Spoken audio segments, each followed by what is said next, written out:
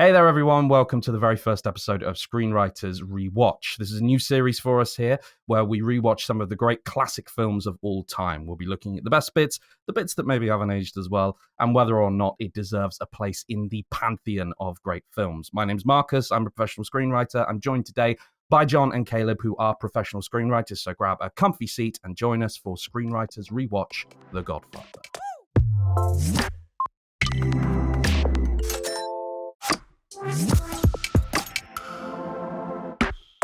So everyone, spoilers ahead for The Godfather. Gentlemen, welcome along. By the end of this video, I'm going to be asking you a question that you cannot refuse. And that question is whether or not The Godfather holds up and deserves a place as a classic. But for now, tell me, what's your history with The Godfather? What were your preconceptions going on? And where did you join this? Caleb, you want to go? Yeah. So as far as watching it, I was in high school the first time I watched it, probably late 2000 or 2010, somewhere around that. So as a person who was wanting to get into film, this was one of those movies that you have to see. And I was a bit younger, so I didn't really catch on to a lot of it. I didn't love it. It was like, okay, yeah, that was really good, but if it kind of deserves a bit of maturity watching this to understand, even track all the characters and stuff. So yeah, that was my earliest viewing of it.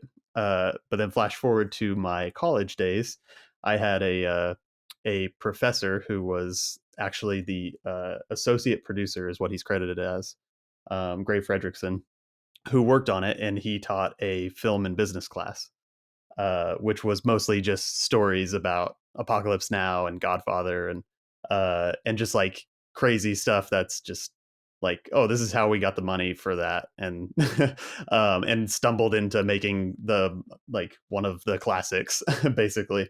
So I bought I bought the screenplay to prep for his class, and just actually, just now thinking about it, they brought Francis Ford Coppola in to do a masterclass with the whole film program. And it was just kind of like a sit down, he just kind of talked to us about, rambled about his wine and filming stuff. And but he had some good stuff to talk about. So it was really cool. We got to sit in a room with him and just hear him kind of spew his wisdom. So yeah, a lot of wine in The Godfather. Maybe there's something in that. Yeah, right. Yeah. Yeah, who knows? But yeah, so that's kind of I've watched it a couple more times since my first viewing, but I've grown to appreciate it, of course, and that link. So for sure.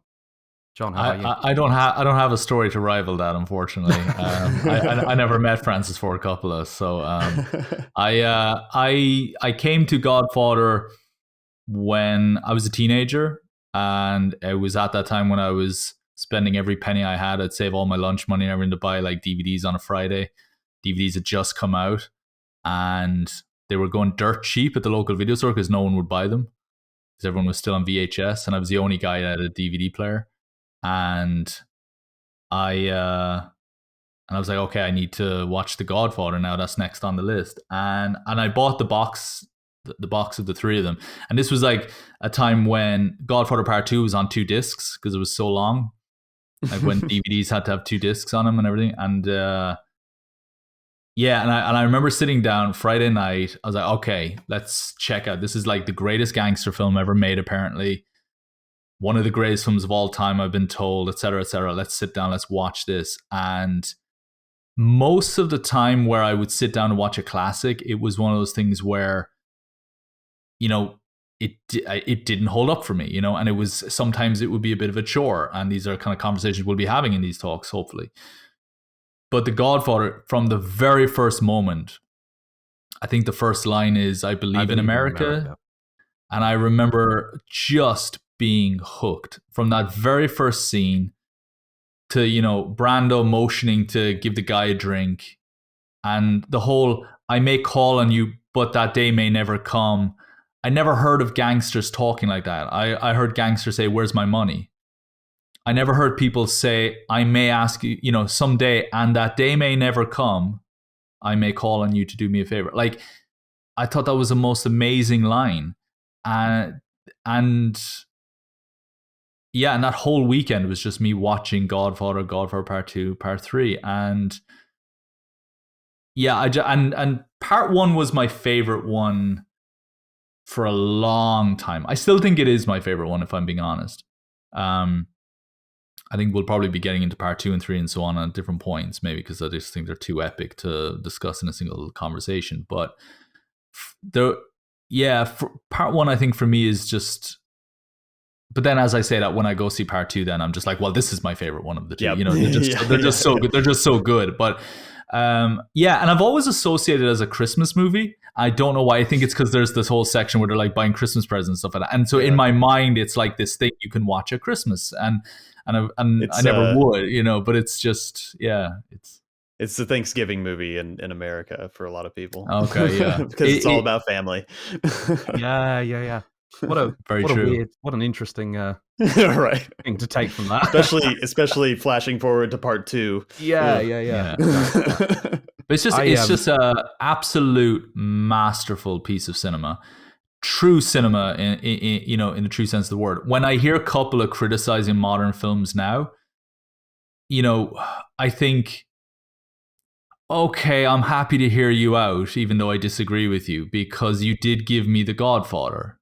Not even Godfather Part 2, just you gave me Godfather. You gave me I Believe in America. And my favorite shot, just one last point, my favorite shot in any piece of cinema ever is in Godfather Part 1. It's the car parked on the side of the country road, the tall grass, the guy taking a piss over in the corner, and then the Statue of Liberty in the distance and someone getting shot in the back. It is one of my favorite shots, probably my favorite shot in cinema ever. I don't know why, it just does something for me. It's like a painting or something.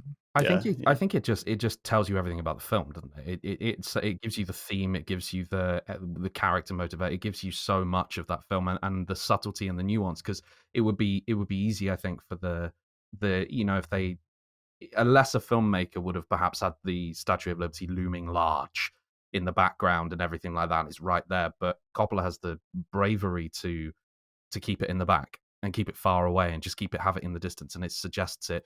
And I think it's the nuance of it and that's the thing, because I haven't rewatched it for this. I haven't seen The Godfather since I was in my first time at uni, and watching it sort of for acting and things like that when I was studying performance, and so coming to it this time was a very, very different experience, because I haven't looked at it since I began studying screenwriting and looking at it from a point of view of a screenwriter rather than solely from a performance point of view. Because there's so much you can talk about in the performances, and Brando and Pacino and even Duvall and other people like that. They're towering performances. But the thing that struck me this time around was just there is not an ounce of fat on this script. Like, it is so lean and so structured, and it just jumps. It lays out perfectly what it's going to do. I Believe in America is it tells you the theme from the word go and expands on it and talks about it. And then, you get Paulie at the wedding saying, oh, if this was someone else's wedding, I'd have that person. And then he's the guy to then portray Vito down the line and all this, that, and the other. It pays everything off. It sets up and it pays off so beautifully. And I think that's the thing that really jumped out to me this time watching it. It's a screenwriter's movie, absolutely. And a lot of those great classics that we'll be going through are not always screenwriters' movies.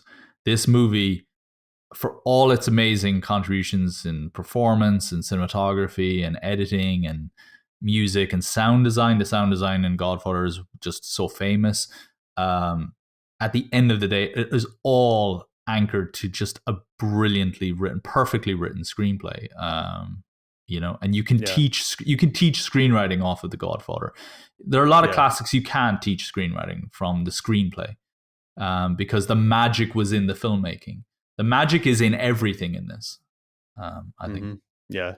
Which, funny enough, and I'm trying to weed through my memories of, if these are just story, or what are stories that I've read, what are stories that I was, told in film school.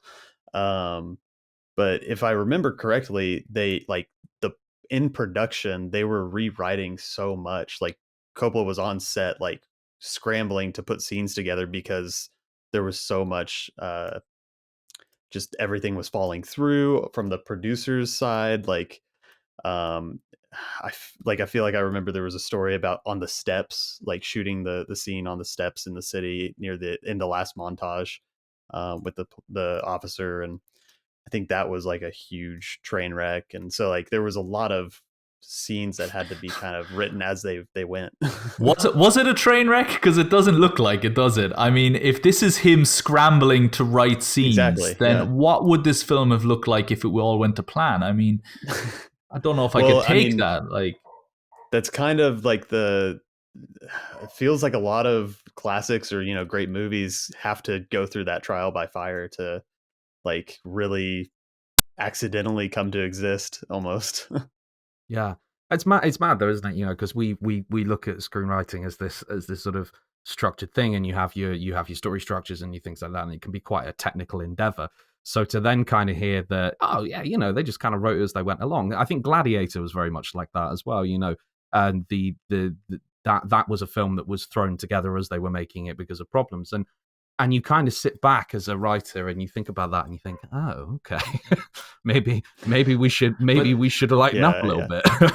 But I'm a firm believer in that. Sorry, Caleb. I am a firm believer in that, that you do need to lighten up when you're writing your scripts, that it is, and that was a big turning point for me, I think, as a writer professionally, was knowing the reality of what's just going to happen with the script down the line anyway. Get the skills you need to do it well so that when Coppola's like, we need our pages, you can do it well first time, But the idea of just being so precious about this document, it's going to get tossed around so many times, even when the cameras are rolling. It's in terms of rewrites and stuff like that, it isn't the anomaly, actually. This is the norm, actually, for screenwriting, is that idea of things just being chaotic. Sorry, Caleb, you were going to say. No, I was just basically saying that, like, it wasn't like completely, like throwing things away, but it was like more production points of like, oh, this car isn't going to work, or I'm making that up, but but it wasn't like huge scene rewrites. I think it was just like, how are we going to shoot this today with all of this stuff falling through? So it was, because even going off of just thinking of this text as like a holy grail that you can't touch. You have the book that Coppola was going off of, and I think for him that he wanted to stay true to that too. So for sure, I think it's one of those movies. I think that because I found it quite intimidating. There's a reason I didn't go back to it for quite a long time. Is because of its reputation and because of its length. Apart from anything else, you see. We have a lot of 3-hour films, Caleb, but you and I were talking about the Batman the other day. It's a 3-hour film. You look at Endgame, it's a 3-hour film. There's a bunch of these things around now, and I think it's one of these things because of its reputation that you need to set aside. That's an evening, that's a whole evening. You can't just chuck it on the TV and go and I'll just catch that. Though many people do, and like you say, Thanksgiving movie and kind of Christmas movies and things like that, it's on. So we'll pick it up from there, and we'll pick it up from there. And I think that's the strength of it, is that it doesn't feel like 3 hours long. Whereas I mean, I won't go there. Actually, you watch our Batman video for what we thought about the 3 hours of that. But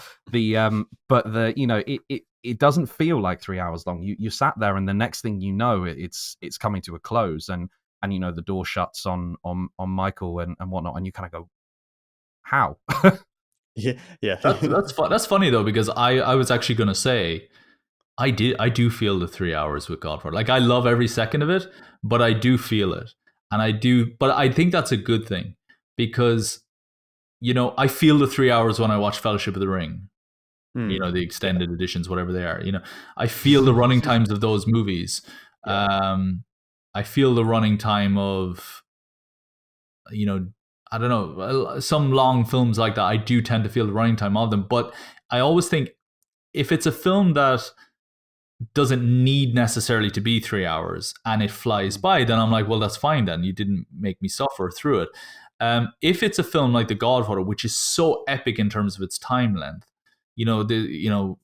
Michael goes off to Sicily for a while and then he comes back sometime later and life has moved on and everybody's moved on and so on. Like a lot of time goes by in that movie.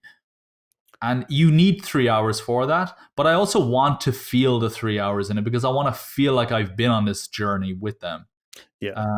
So it's weird actually. I'm always the first person to complain if a film is too long or feels too long. But I do think like Apocalypse Now needs to be that long journey up the river, and Godfather needs to be that long film where I feel like I've taken a trip to Sicily as well in the meantime. And I think it's a strength to its bow, but I definitely feel the 3 hours. Yeah, I think I'm kind of in between. So like I think that there's parts of this movie where I'm like, man, I feel the length of that, and this really like slows down, and not like there's a reason it slows down, but man, once it hits like certain parts, like the ending montage over the baptism is just like a perfect montage, and like still holds up today as a perfect montage, like in terms of modern filmmaking, and the progression of it. But like 30 minutes in is when the wedding scene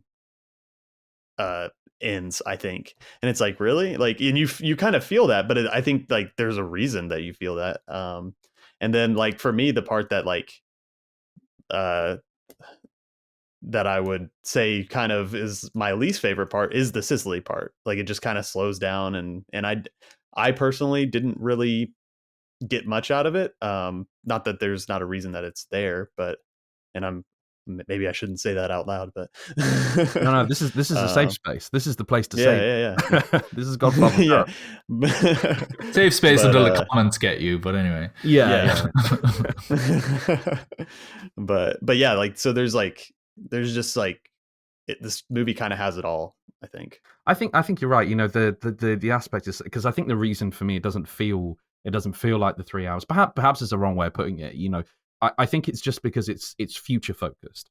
Everything about The Godfather is focused on the future. It's focused on planning, and you know, what are we going to do about this? We're planning to do this. You know, and you know, even in those Sicily bits, I think maybe that's why that feels. Because I agree with you, that does it does feel a little jarring. I think it's probably supposed to feel a little jarring, but maybe because it's less of there's less sort of focus on what's happening immediately next. There's less immediacy in what's going on. It's a case of, well, at some point I'll get to go home, so in the meantime I'm gonna, you know, get married and whatnot. That's, you know, I know I'm oversimplifying obviously, but like perhaps that's why that does feel jarring, because I do tend to agree that it does feel a little bit like, well, here he goes, he's off in Sicily, he gets married, oh no, she's been blown up, oh well, back to normal, you know, which of course isn't the case, but I think it could feel very much like that.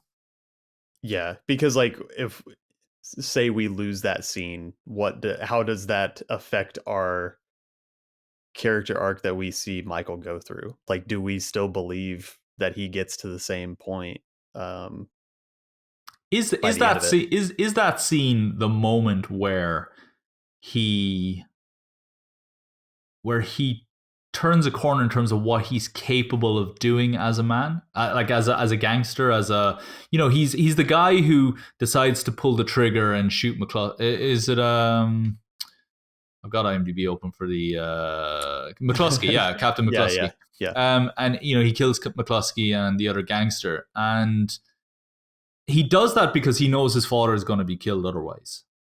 And it's like, we have to send a statement here. We have to just like, yeah, we're going to start a war, but like it has to be done because otherwise they're just going to keep coming and we've been weakened here and stuff like that. And he does this, he steps up because it's love for his father.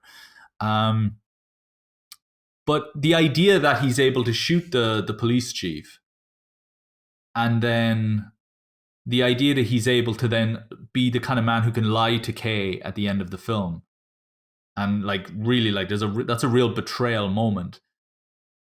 I don't see the two, but I've always reconciled that in my head as being, well, it's what happens in Sicily that makes him turn that corner. You know, these are men who killed his wife, and he's now lost something. There is now something that's filled that void, and Kay isn't the one who fills that void. I think it's the job that now fills that void almost, you know. I don't know. That was always my reading of it. What did you guys think of that? Or no, I think that's a good point. I think that may be where the age of it may start to show for me, of like coming out of, like, after that Sicily moment. It's like, is that when the time jump happens, after the, like, he comes back to America, Not and long like after it that, fades yeah. from the car on flames to him back in America, or, you know, I mean, I can't remember properly, thereabouts, but yeah. but like, so I, like, personally, like, I didn't get that moment of seeing that affect him, because, and I think that may be a filmmaking standpoint from that, you know, uh time period. So, like, of getting, you know, the moment of Michael. There's a scene in Family Guy where Peter says he doesn't like The Godfather, and everybody just piles on and goes, "How could you not like The Godfather?" And he says it insists upon itself, and he says, "I did," and he says something like, "I didn't know what it was trying to do or whatever." And then somebody says, "Well, that's because it's subtle. You know, you don't know what subtlety no, is." exactly, yeah. And I'm wondering, is it that Coppola is, because there's not a huge amount to interpret from this film. There's not a huge amount left to the audience to figure out. I'm wondering, is that a moment where he's at his most expressionistic, really? The idea of this thing in Sicily, this moment in Sicily, we don't fully understand how it affects him, but it must, like, but then most kind of magical moments in your life, and most traumatic moments as well in your life, and he experiences both of that there, are things that require figuring out later, you know. And I always kind of wondered, is that, I don't know, yeah. I think a lot of that sequence is thematic, and you know, the idea that he is, it's a film about America, and you know what America really is, and things like that, you know. And you find him at the beginning, and I think it's important for his arc, in the sense that you find him there at the beginning, and he's a war hero, he's an American war hero. And then he you know, with his father's aspirations for senator and whatnot, and you know, he's not going to be like his father. He literally says, "That's my father, Kay. That's my family, Kay. Sorry, not me." And then, you know, the stuff goes down with his father, and then he's forced to return. He's forced to. It's interesting, actually. I read something when I was doing a little bit of reading around this before, in preparation, and the restaurant where he shoots McCluskey and the other gangster is an Italian American restaurant. And I love the idea that what he's trying to do is to pull away from his family, the Italian kind of, the Sicilian kind of family roots, and the gangsters and the crime and everything like that. And you get to this midpoint, literally, where he's in this thing, and this moment happens, and then he has to go back to Sicily, and he's forced there for this kind of, for this change. And then when he comes back to America a year later, or however long after that, but when we see him again a year later, he's now working for his father, and he's that. So I think it's probably about the character, and it's about that in a thematic way. But I totally agree with you. I think it's very expressionistic and very subtle in that respect. Do we know how long it was that he no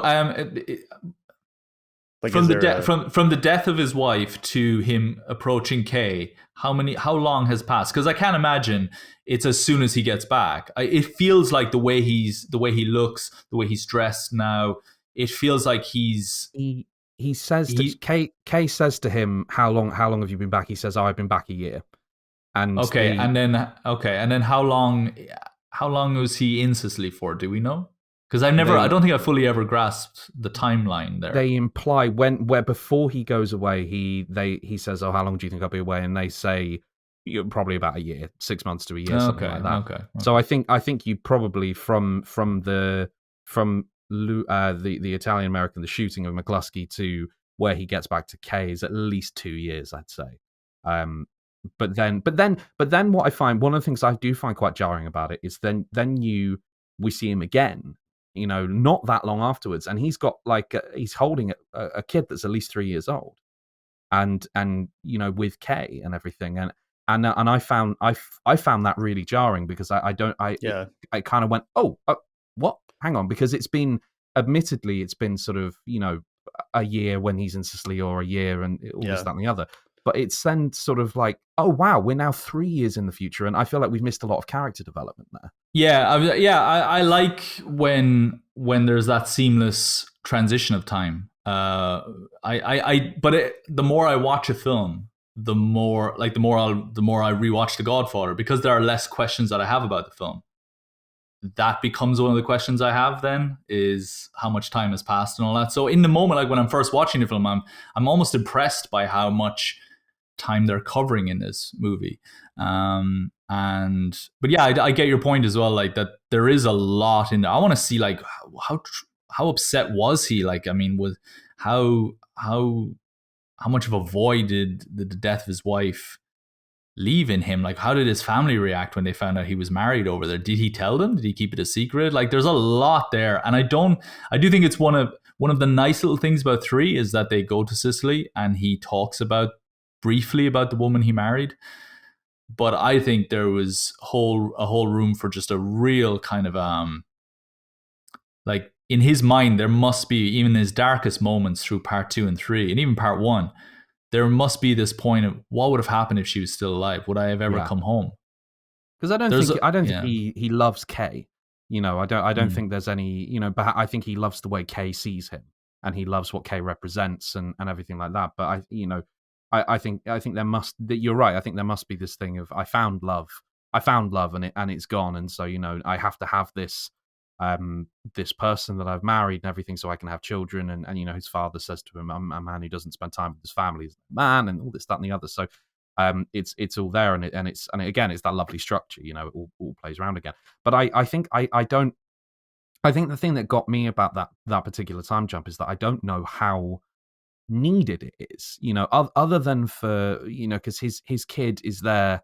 I'm pretty sure it's his child that when Vito dies, that he's playing with, and that's lovely. There's something very, very kind of cyclical about that and everything, and there's something very touching there. But it's, other than that, and I suppose there's your answer, I guess. But like, I don't know. I just don't know how necessary it is for the overall plot. I don't know why you jump 3, 4, 5 years there and you miss out on all that character development. But I guess maybe that's the difference between, again, maybe that's the edge of the film show. Maybe that's something that would be taken more time over if it were made today. Yeah. Perhaps. Yeah, I think it's interesting that, like, because I kind of track Vito's age, like, or aging look, and I use that as kind of my how I see how time progresses, because like by the end of it, he's this frail like grandpa basically, and dies in the garden. And so like I think that's kind of interesting visually, just instead of popping up like this many years later, going this 47-year-old man, by the way. yeah. Marlon Brando, yeah, right, yeah. Yeah, which is crazy. Like, just even just his look, like, yeah, it's heavy prosthetics, I think, isn't it? That he's under there, but still, it's. I mean, I don't think we need to wax lyrical about Marlon Brando's performance again. I think there's definitely enough of that on the internet, but it's still remarkable nonetheless. Yeah, because how much, like, there's so much out there that's just studying this film. How much can we add to the conversation? I'm gonna make a controversial statement here. I don't think he's the best thing in the film. I think he's fantastic, but I think he is he's chewing that scenery a lot in that film. Like, particularly in his older, it's like the I won't even try and do an impression, but you can't understand. Like, it's just like, it's just muffled, after a while, like the voice and everything. I know he's old, but it's like somebody putting on an old voice sometimes. It is someone putting on an old voice, isn't it? It is, but it shouldn't feel that way. And it's when acting. I look at but it's I think he's the one, because we all know kind of Brando's, how his approach to a lot of different movies he was in, and particularly in Apocalypse Now and so on, like his heart isn't in a lot of these projects sometimes. And I do wonder, did he like to, like, there are moments where he's putting his heart and soul into it. There are moments where he's not. And I do think, but when I look at Al Pacino, when I look at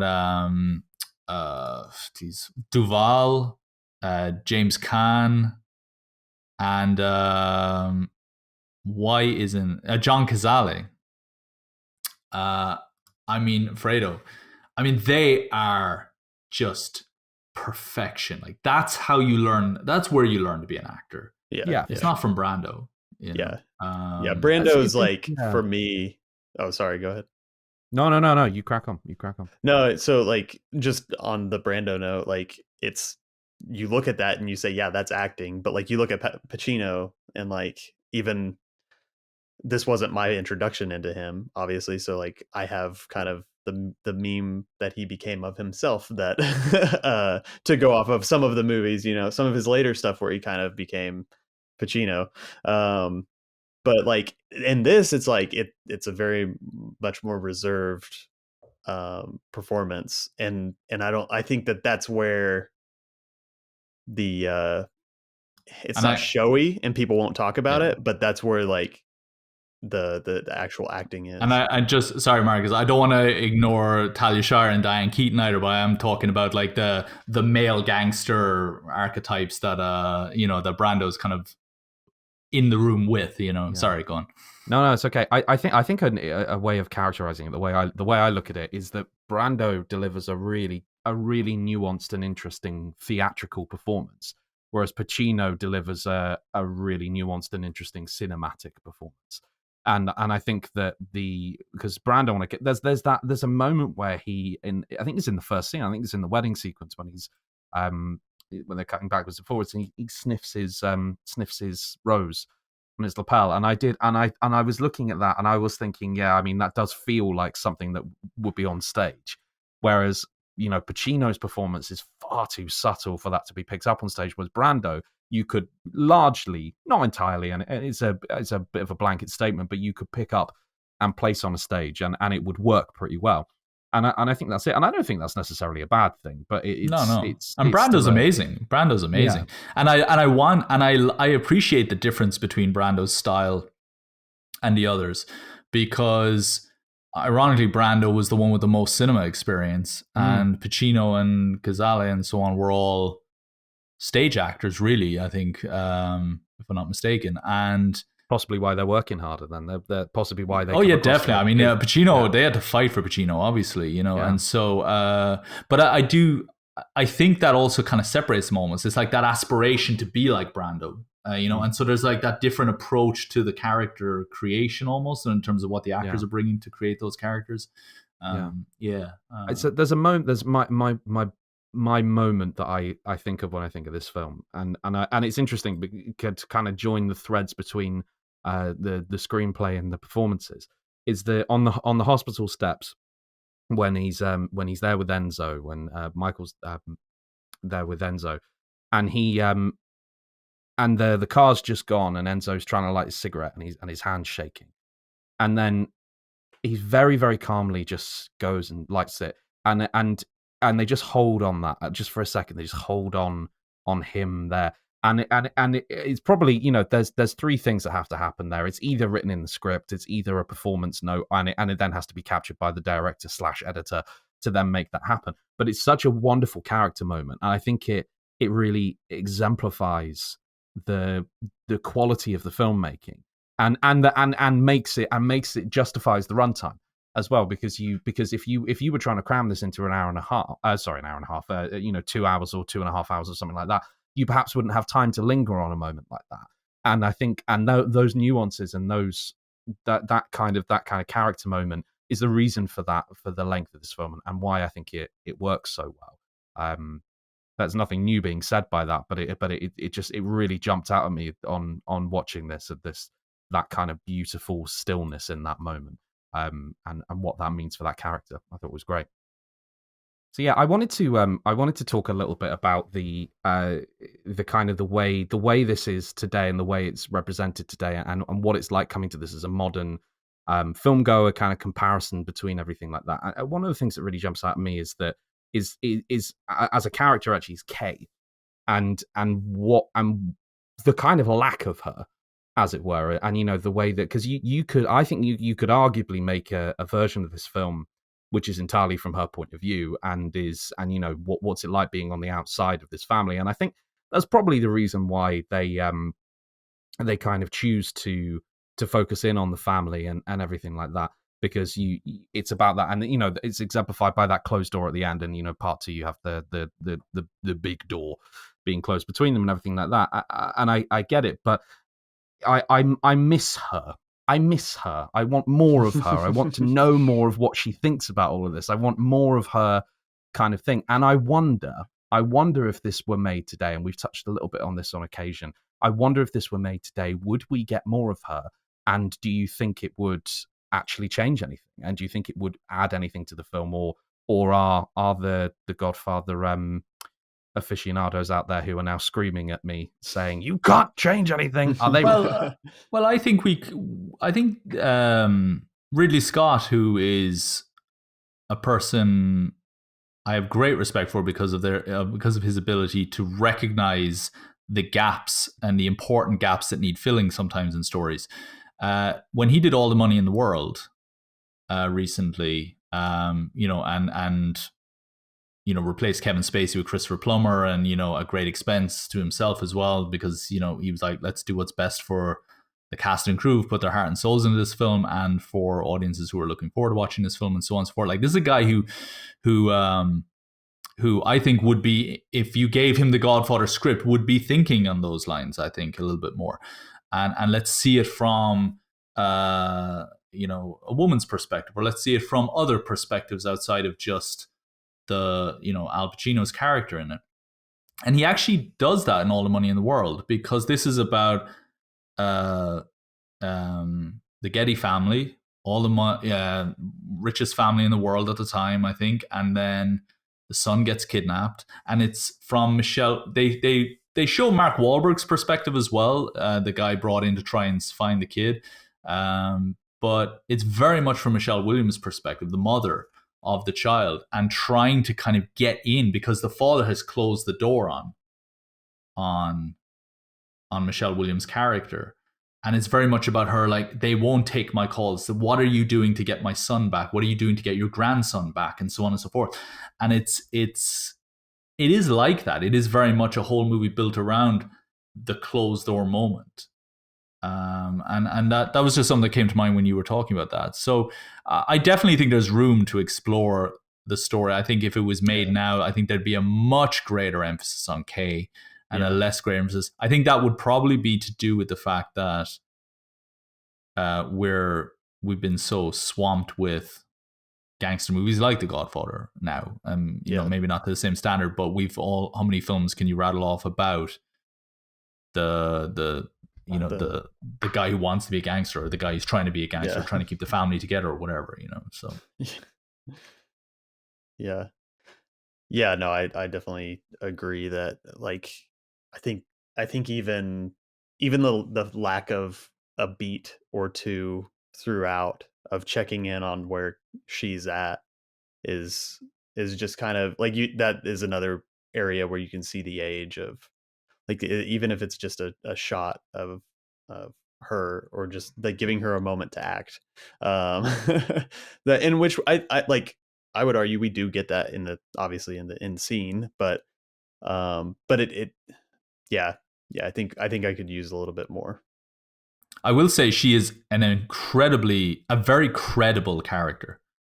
Like, when she doesn't want to, like, come on, let's get in the family photo, and she's like, no, come on, it's not, I'm not in yet, like that's very credible. Like, and I'm like, I immediately respect that character, because she's not somebody who's going to be like, when you see Fredo's wife in the second film at the beginning, and she's drunk and she's kind of fumbling around, and someone goes over to Fredo, and it's kind of it's heartbreaking. He says, look, if you don't sort this out, I have to sort this out, and he's like, you better sort this out, and it's really heartbreaking, and you just think, and I think Fredo even acknowledges, like, I'm sorry, like, I she's not Kay. I mean, he doesn't say it in that way, but it is essentially, I didn't find my Kay.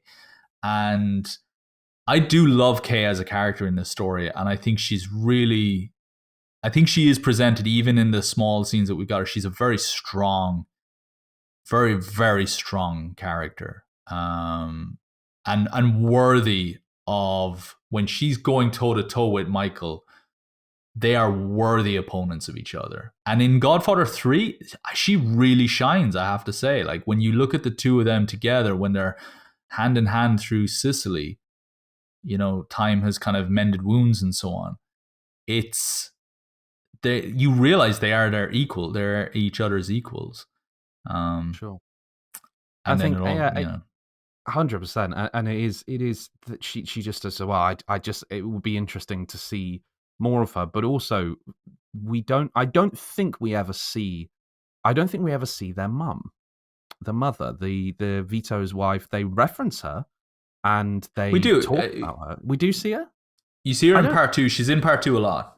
Sure, but as in part 1. In part 1, no. Yeah. But you see her as an older woman in part 2 as well. It's not just younger. It's not just De Niro's wife. You see Brando's wife in part 2. And yeah, but not in part 1, no.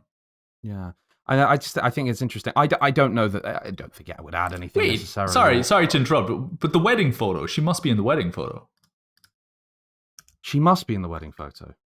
I'm googling it right now. This is do Google it right now, because like that. Yeah, there's I'm waiting for it to pop up. Yeah, she's in it. Yeah, she's only in the photo. She's only in the photo, but like, and it is the same actor. It is the same. I was going to ask same woman from part 2. No, but it is a case where she's she's there.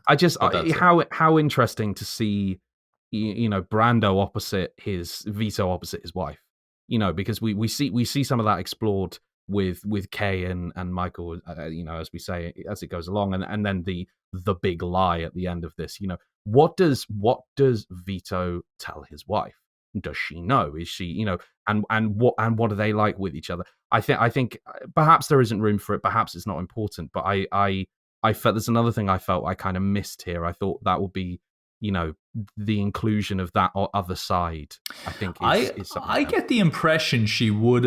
I get the impression it was a life she maybe resented later on. I love the relationship between her and De Niro. De Niro and his wife, his new bride, in part 2, in the flashbacks. I love the moment where he brings her a gift of a pear, and she says, "God, what brought this on?" And it's just a pear, And he lost his job, and but he's not going to tell her because I don't want to worry her. And here's a pear, and it's like, just the simplicity and how precious a gift that is to them in their life, in the kind of life that they have there.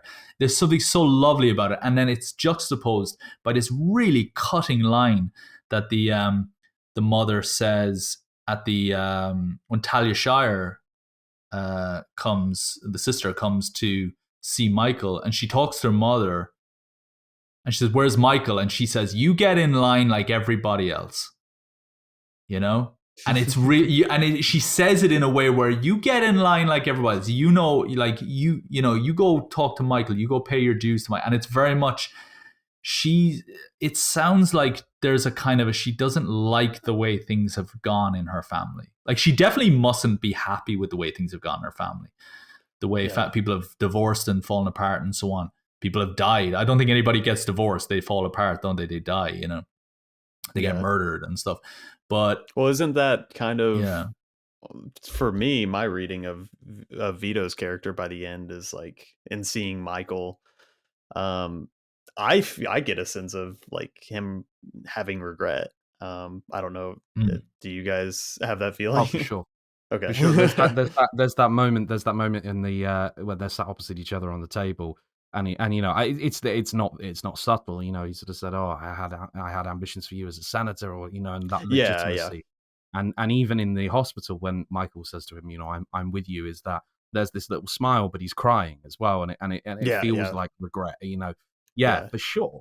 Well, and like running through the garden, like this is the life he could have had a normal life, like, and now he's already set like his whole family on this track. Obviously, like Sonny, like there's all of the weight of Sonny that he carries after that too. So, but I do think a story thread that I love in this movie is the relationship between Sonny and his brother-in-law. We need to talk about Hagen as well, but because he's such an interesting character. Like he's not blood, but he's in this family, which I think is such an interesting dynamic. Yeah. But I love the relationship between Sonny and the brother-in-law. Connie's husband, and which of course opens it. You know, the Carlo.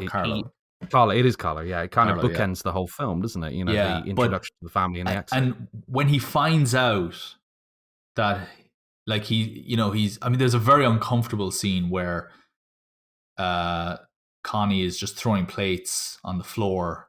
Oh yeah. Why are you going out? You're always going out. You're always going. And he's just like swearing at her in Italian and everything. And it becomes quite. And then he takes his belt off, and then Sonny comes over eventually after he's gone out, and we see her hiding the bruise on her face.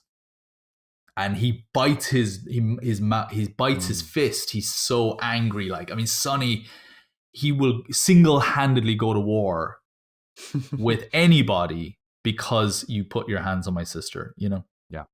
And it's incredible. And he's the one that, you know, in your heart of hearts is going to be the one that will cause all the problems. Yeah. Yeah. Like Fredo might be clumsy, but he won't let anger get the better of him. He might make what he thinks are good decisions, and it might be bad decisions, but he doesn't let anger get him out. But Sonny is smart, but his rage is just on another level completely, and they use that, they exploit that, and it gets him killed.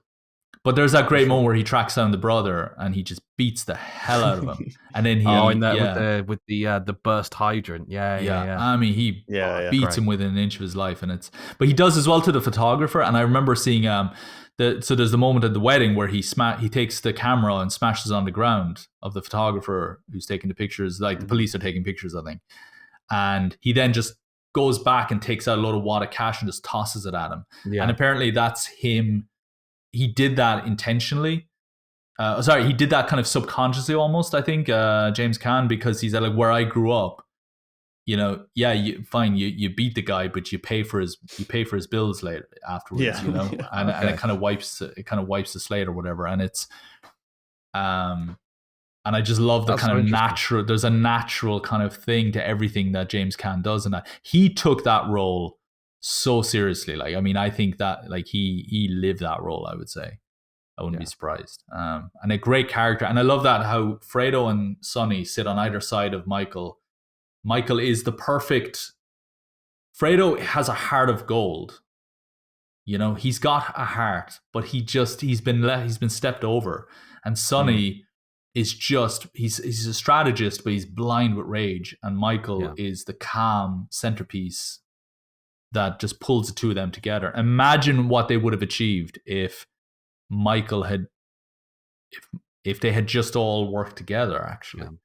And you kind of see that, don't you? You see the that played out physically in the sequence where they're planning the shooting in the restaurant, and Michael just sits back in the chair and everyone else is buzzing around him, and he just sits there, and you get that first hint of, he's in control, and you see, and I think you see that played out physically, and you think Fredo's still there, and Sonny, they're both walking around him, but it's just him. It's just him, and he stops the room with just a gesture of his hand, and just no, here's what we're gonna do, and then it all calms down afterwards. So yeah, you're right. Like he balances both of them, and they achieve more together for sure. That's really interesting. I love the. And then that's kind of great. We're bringing Hagen in then, the concierge, and is he is he the most interesting character in this movie? Dare I say? Like, I'm not saying, like, obviously Michael's incredible and all that, but there is something just fascinating about Hagen and what he represents. Robert Duvall's character. He is. I mean, isn't his backstory something you just want to see more of? Like, how did this guy get in with these people? How was he received as a boy? How was he? Yeah, there's just so much to that. Well, and even like he's the first character that we focus in on after the wedding, right? Like, which is kind of, to me, pretty important.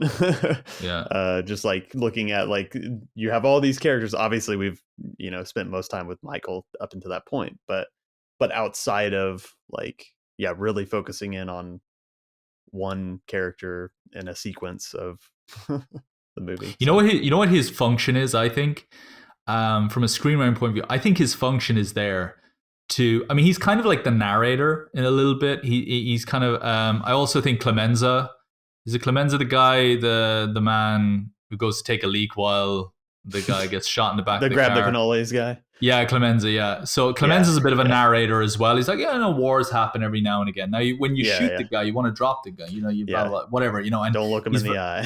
He's very much, he's like the audience's kind of guide through life as a gangster. But I think Hagen plays that role quite well too.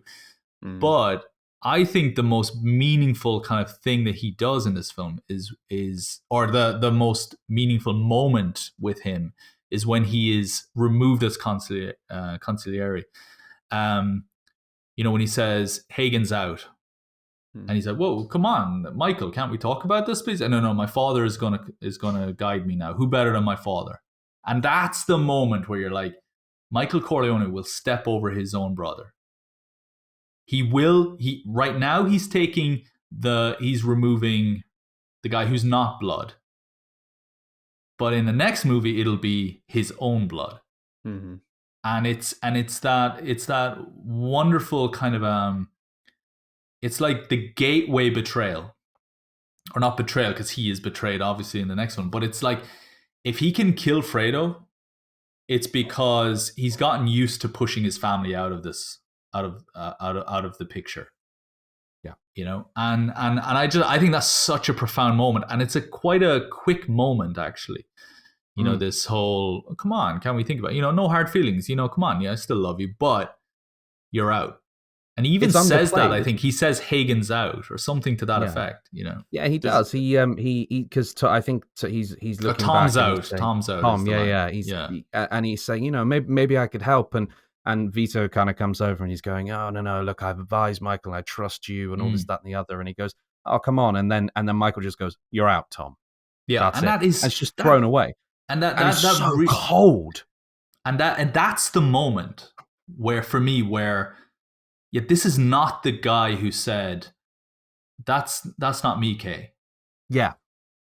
To me, that's the brilliance that Tom Hagen brings to that film. Yeah. He's a bit of a narrator. He's a bit of, he plays a lot of roles. You learn a lot about this family from when he goes to California to visit the producer at the beginning, and the horse in the bed and all that. But how did they get the horse in the bed without waking him? That's all I want. I'm just asking the question. I don't need an answer. But don't ask questions. Stop it. But it is chloroform. He only feels something wet whenever he wakes up. Dead animal. Problem for him. Anyway, I mean, you want to talk about structure, like that sequence, that whole sequence in California is its own film, isn't it? It's its own short film, and it just sits so perfectly with that as a structure. Well, and so many, I mean, there so many parts of this movie is just sequence after sequence, like or mini sequences, which obviously is a big structure thing. But in the Godfather video game that came out like PS2 way back, like there's a Godfather video game. What are you talking about? There's a Godfather video game, and James That's Caan, not what we've been talking about. James Caan, we are talking about the wrong thing. Robert Duvall, the likeness of Marlon Brando, all of them are in it. Like, they use the audio files of Marlon Brando. Everything is in it, and you play as Luca Luca Brasi, is it? Yeah. You play as his assistant, basically, like the guy who helps him with his grunt work. And when Luca Brasi gets killed, you step up and take over that role. Mm. And one of your first jobs is, I need you to go to LA and sort out this situation. And your tutorial stealth mission is get the horse's head into the bed. it's like you gotta make your way. You gotta make your way to the stable and kill the horse and all that. It's very weird. That's a scene that should have been in the screenplay. For sure. It's a good game. Godfather video game. But it's good. It's actually a really good game. It's a precursor to a lot of the gangster open world games that we get now. Anyway, yeah. But I love all that. I love the LA stuff. Yeah. Well, and like, it's so great. I think that the thing I love about the subtlety of the movie is with Michael, every little beat that they drop in as we progress, like the moment in the hospital, which may be my favorite sequence of the movie, is because then you go outside and you get that whole moment that you were talking about earlier. But like that moment with, him finally kind of accepting his family, but not fully going in. And then you get the moment of him deciding to shoot McCluskey and then the Tom Hagen moment farther in, like you get all of these little progressions and turns of him as a character that like really just have to be there for us to believe the ending, and then look back at the 3-hour epic that we've watched and be like, wow, like that's a big arc that you don't even realize as it's going on. So I did a project with somebody before. Sorry, Marcus. I did a project with somebody before who said, I didn't like The Godfather. Don't see what all the fuss is about. There's no character arcs. What are you talking about? I know. I just was like, all right, I'm not getting into this. I'm not going to be drawn into this. Sorry, Marcus. Yikes. Oh, man. I mean, right. I mean, you can just, that's extraordinary. But you can look at it alone. If you just look at the first time you see Michael to the last time you see Michael, and you just take those 2 screenshots alone, then you can see the arc that he's beat. That's mental. But that's the wonderful thing about the kind of the design of this movie and everything. The cinematography and things like that, and the fact that when I because I hadn't seen him for such a long time, going into this, he turns up at this gangster's wedding in a military uniform, and I was sitting there thinking, I don't remember this being awkward, but I feel like this is going to be awkward. And of course it's not, because they're family and it's respectful and everything like that. But I just the visual of him turning up in that he's an American soldier, he's a war hero, he believes in America. It's that whole thing. And then I'm not my father, Kay, and all this, that, and the other, and then that door slamming, and it's a remarkable arc, and so kind of deftly put across, even with some of our reservations about time and things like that. It's just it's so perfectly put together. Like, one of the things I did notice again, one of the things I did notice on looking at this again was the way masculinity is shown in this. It's so gentle. There's a lot of manly tears. There's a lot of manly tears in this film, and it's so the love between these characters is so clear, and that phrase, it's not personal, it's business, which is kind of thrown around and played with a little bit, and is sometimes right and sometimes wrong, and I mean, of course, the whole thing is business. What's more personal than a family business? That's kind of the point, I suppose. And like, but the way that's shown and the way they balance that, I think is so interesting for a film of its time and for kind of where it comes from, and I think really injects something, because I think, and I will, this isn't my thought, I read this somewhere else, so I'm not taking credit for this, but I don't think you ever see Michael cry, whereas you do see other characters throughout the film shed a tear in various different situations, pretty much all of the male characters, I think. And it kind of sets up the idea of that masculinity, and the idea that he can do this stuff because he is so cool-headed and he looks like a shark and he's just so so cold, and that evil monster within him that's brought forth over the course of this film.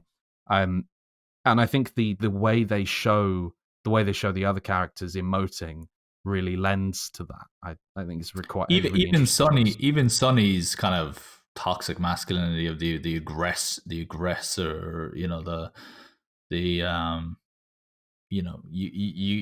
kind of feel like his wife would be afraid to stand up to him sometimes, but even then, the way that he is so, like, I think his death is spurred on. The way they're able to trap him is because of the hatred he has for abuse towards his sister. Now, I know you could argue it's his sister. How does he feel about that towards all women? But I think when you look at films like this, they are placeholders for Larry. You can read into his character from that. And this is a guy who might cheat on his wife. We see that in the first film. But he also deeply loves his sister and will not have a single a bad word said to her. Because even if you look at the flashback at the end of part 2, and I'm resisting the urge to talk about that scene because I want to save it for the part 2 discussion. The very last scene of part 2, he gives out to Carlo for talking back to. He's like, Connie, why don't you let us talk? And he's like, hey, don't talk to her like that. Mm-hmm. And I think he's by no means a model to raise your children on, No. But there is something about him where I admire some of his characteristics, or at least in the moment of watching the movie, when you're looking to project onto people in the movie, there are moments where it's very easy to project yourself into Sonny. And you can project yourself into Michael, and you can project yourself into Fredo as well. And I can't do that in The Sopranos, for example. And I can't do that in films like Goodfellas. I can't do that with Joe Pesci in Goodfellas. I can't do that with De Niro in Goodfellas even. But I can do it with almost every member of the family in The Godfather. Perhaps, I mean, that's probably the reason this endures so well, isn't it? And beyond the technical stuff, those characters are so relatable. And you even Vito, who is quite clearly a monster and quite clearly evil, evil is a broad term, is so complex. He has so much going on for him, and so and there's a lot of light and there's a lot of shade. But it's funny. You say, when you say evil, I know what you mean when you say that. We're not on Darth Vader here or something like that. But it's we're talking a more subtle kind of shades of gray here kind of approach to good and bad and so on. But I don't think I ever really feel you're a bad guy. I don't think I ever feel that. I feel like you're making a decision I don't agree with right now. Even when it's like killing Fredo. Like, I'm like, I feel like that's the moment where it's like, okay, now you're bad. Yeah. Now you're bad. But it took that for you to get me there. And I think that speaks volumes about, again, that gentle nature of the characters. One of the most heartbreaking moments for me in part 2 is when he puts his arm around, he says, I'm sorry, Michael, about his wife making a fool of herself on the dance floor. And it's like, he says, you don't have to apologize to me. You're my big brother.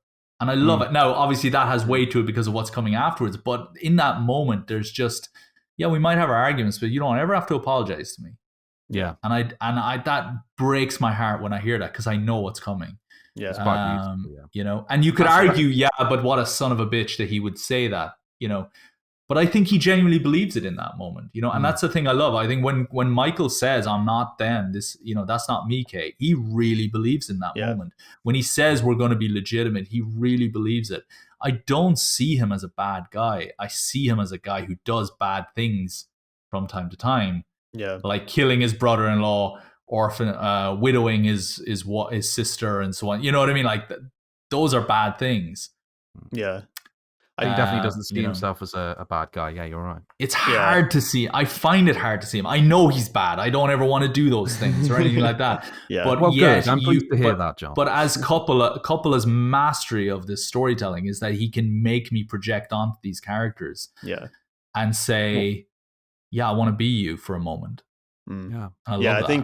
I think for me, like the big theme within Michael and I like a lot of the people in this world is like, it's not about what they do. It's about like the things that we're capable of doing and how we get to the points of doing those things and looking at like hit Michael's choices and the things that lead up to those is like the big running theme throughout both of these movies.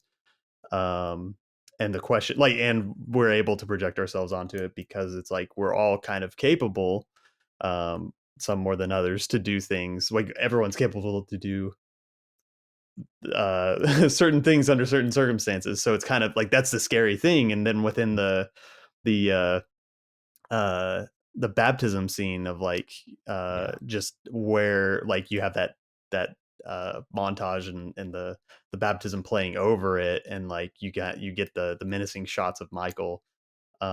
It's so perfect because it's like, and the book the book ending of religious ceremony. It's such an interesting screenwriting. Again, it's a screenwriting thing here. The magic is in the writing. For me, that's where the magic in this film is. It's beautifully lit, beautifully shot, all that. I expect nothing less for a script that has been written so perfectly.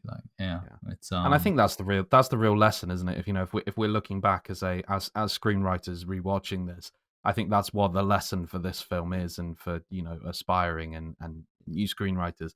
That I think is really what this is. It is a masterclass in structure, but also just it just tells you everything you need to know. As we said at the top of this, tells you everything you need to know about how to lay out and explore arcs. Despite what John's partner in a project once said, it is very. I just was like, I said, I'm out of here. It was just couldn't believe it. I was like, it was that moment where Sonny bites his fist. I was like, don't fucking. Yeah, I mean, look, I'm gonna ask you this question now. I know what the answer is, but does The Godfather deserve its place as one of the great classic films of all time? Yeah, of course. Yeah. I think there's no question. I think that as film and filmmaking evolves, like we will lose, be diluted a little bit. Like I think even for my age group of growing up in film school, like it's still like it's harder for people who are younger to watch earlier things because of the influences and the way that this paved the road for future movies from a filmmaking standpoint. So like I think it's only going to progress in that way, but it doesn't. So you have to look at it historically, I think. So with that context, yeah. I'm gonna say something here, and I may, as we do more of these conversations, I may change my mind, but I'm gonna be bold here, just so we have a so excited. Bite. Clickbait. I would argue this is the greatest American film ever made. And I would say it's better than Godfather Part 2 for the purpose that it exists on its own and you don't need Part 2. What is the point of this film? It's about the son at the beginning saying, they're not me. And at the end, he closes the door on his wife because now he's them. He makes a promise to his wife or to his girlfriend at the beginning. Don't worry, you don't have to worry about me going into that world. And by the end, it's Michael, and it's closing the door. And it is a complete self-contained movie. You don't need Part 2, you don't need Part 3. And it would still hold up to this day without the sequels. Absolutely. And I think for everything the film does, every line of dialogue has its place, and every line of dialogue holds up. You could take that script today, you could just do a reading of it on a stage with some contemporary actors of similar stature, and not a single line of it would feel out of place. I can't, off the top of my head. There isn't a single scene in the film that is boring. There's not a single shot in the film that feels unnecessary. It is, as you said, tightly edited to a T. And I think there is a reason why they're now making a show called The Offer. They're making a movie about the making of this movie. And when I say it's the greatest, you're obviously going to have people that will say, no, it's not. Right? And how can you say that and all that? Like, what does the greatest? I mean, yeah, I'm an academic. It's the most unacademic thing in the world to say it's the greatest film. I'm aware of that. Find me a better film. Find me a film that they're making the making of TV shows about in 2022. You know, I can't think of another film that.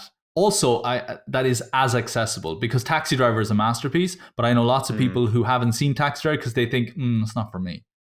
Yeah, I don't know anybody who has said that about Godfather. Yeah, I don't know. That's my take. You've thrown down the gauntlet there, John, because my quest now with this series is going to be to find a film that you turn around and go, actually, I was wrong about The Godfather. And I'm quite prepared, Marcus, right now to put my hands up and say, the next video I'll say the same thing, and the next video I'll say the same thing, because we're doing greatest classics of cinema. But I can look at Chinatown and I can see reasons why you wouldn't write that the same way this time. Yeah, I can see there are things about it that might, put an audit, I don't know about this, right? There, like, we're going to talk about Blade Runner next week, and I have a lot of mixed feelings about Blade Runner. For everything I love about it, there are things I hate about it. Yeah. I've never been so sold on a movie like The Godfather, and I saw it when I was a teenager in my early teens. Probably earlier than I should have, or my parents may have even let me see it or whatever, but. And if it had that effect on me then, like before I had ever read a film book or a film theory book or a filmmaking book or anything like that, what does that say? Yeah. I don't know. That's just for me. But I cannot sing this film's praises enough. It is, and it's a good reason why we started with this. It is one of those films that is so, apart from by Family Guy. It's universally kind of held up as being this wonderful thing, and I totally agree with you. It is well deserved of its status and will long hold it. I mean, not least for what it is, but for what it sets up and for what it did for the cinematic landscape. Can you hum the theme of Blade Runner? No, I can't. Can you hum the theme of? Wait until next week of Shawshank Redemption. Can you hum the theme of? You can't. Most people can't. Everybody knows the Godfather theme. It is perfect across the board.